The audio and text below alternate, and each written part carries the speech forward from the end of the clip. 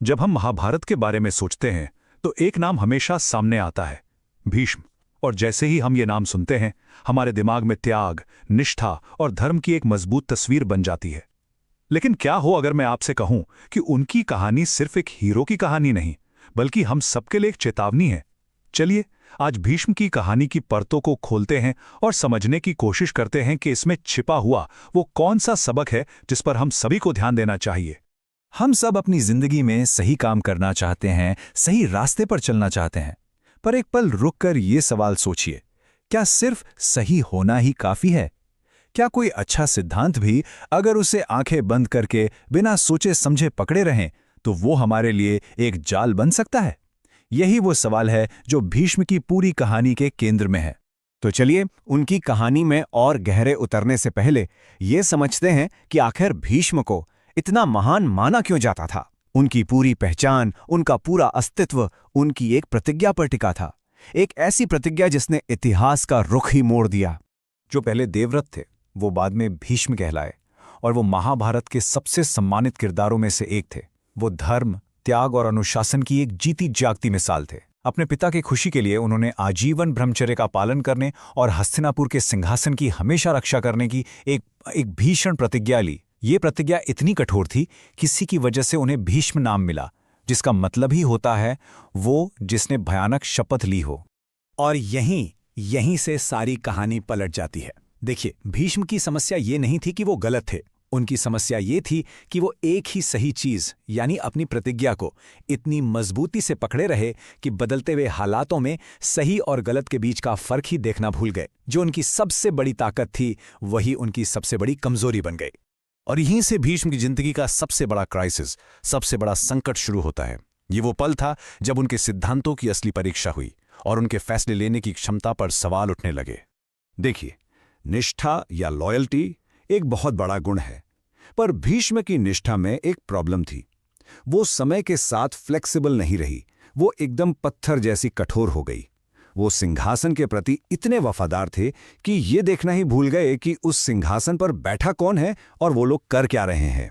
तो अब आप देख सकते हैं उनका असली संघर्ष क्या था। ये एक लड़ाई थी दो ताकतों के बीच।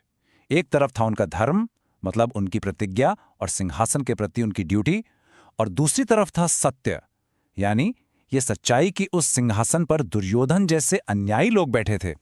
उनका कर्तव्य न्याय के रास्ते में आ खड़ा हुआ था। ये एक ऐसा सवाल है जो शायद हम सबको कभी ना कभी अपनी जिंदगी में फेस करना पड़ता है। जब हमारी ड्यूटी, हमारी जिम्मेदारियां, हमारी सही गलत की समझ से टकराती हैं तो हम क्या चुनते हैं? भीष्म ने अपनी ड्यूटी को चुना, अपनी प्रतिज्ञा को, और न्याय को अपनी आंखों के सामने मरते हुए देखते रहे। और उस मौन की कीमत बहुत भारी थी। एक ऐसी कीमत जिसे पूरे साम्राज्य को चुकाना पड़ा और जिसने महाभारत के उस भयानक युद्ध की नींव रखी। वो सीन याद कीजिए, भरी सभा में द्रौपदी का चीर हरण हो रहा था। ये अन्याय की सारी हदें पार करने वाला मंजर था जो सबके सामने हो रहा था। और फिर भी उस सभा का सबसे शक्तिशाली, सबसे सम्मानित योद्धा चुप बैठा था। सबकी नजरें पितामह भीष्म पर थी कि वो कुछ कहेंगे, न्याय करेंगे। और उनका जवाब क्या था? मौन। एक ऐसी खामोशी जो किसी चीख से भी ज्यादा भयानक थी। वो अपनी प्रतिज्ञा से, सिंहासन की सेवा करने के अपने वचन से इतने बंधे हुए थे कि इतने बड़े अधर्म के खिलाफ एक शब्द तक नहीं बोल पाए। और ये समझना जरूरी है कि उनका चुप रहना कोई न्यूट्रल एक्शन नहीं था। ये एक तरह से उस गलत काम में हिस्सेदारी थी। अन्याय होते हुए देख के चुप रहना अन्याय करने वाले का साथ देने जैसा ही होता है। उनकी चुप्पी ने जालिमों को और ताकत दी और अधर्म को और फैलने दिया।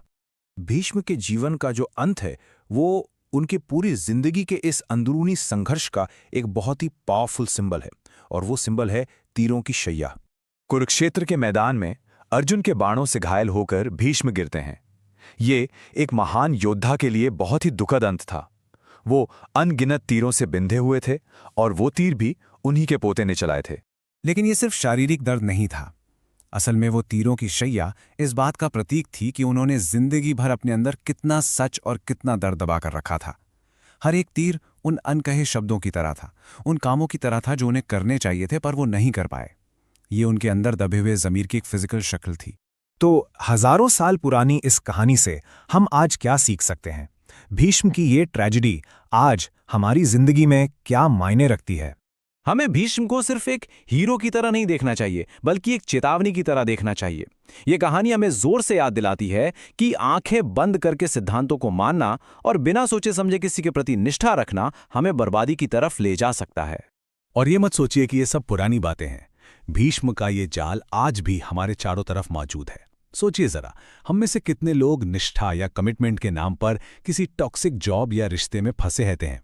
हम में से कितने लोग किसी गलत लीडर को सिर्फ इसलिए सपोर्ट करते रहते हैं क्योंकि हम हमेशा से करते आए हैं।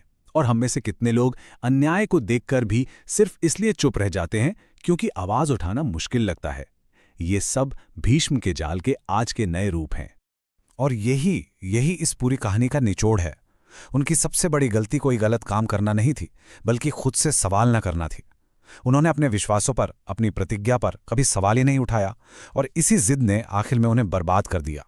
तो जाते जाते मैं ये सवाल आपके लिए छोड़ रहा हूं। आपकी अपनी जिंदगी में वो कौन सी प्रतिज्ञाएं हैं, वो कौन से सिद्धांत हैं जो आपको आगे बढ़ने से रोक रहे हैं? कौन से ऐसे नियम हैं जिन्होंने आपको सच्चाई देखने से अंधा कर दिया है? और आप उन जंजीरों को तोड़ने के लिए क्या करेंगे?